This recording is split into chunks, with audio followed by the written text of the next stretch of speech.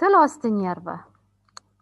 Nervus hipoglossus bosh miyaning 12-juft harakatlantiruvchi nervi bo'lib, bitta o'zakdan iborat.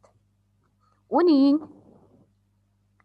nucleus nervi hipoglossi deb nomlanuvchi o'zagi romsimon chuqurchaning pastki uchburchagidagi medial sohada joylashuvchi trigonal nervi hipoglossi uchburchagida yotadi.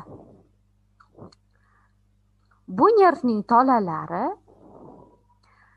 oliva va piramida oralig'idagi sulcus anterolateralisdan chiqadi va ular o'z nomidagi kanal foramen magnumni ikkita yon tomonida joylashuvchi canalis nervi hipoglossidan chiqadi va tilga qarab yo'naluvchi ramus lingualis tarmog'i yordamida til mushaklarini innervatsiya qiladi. Uning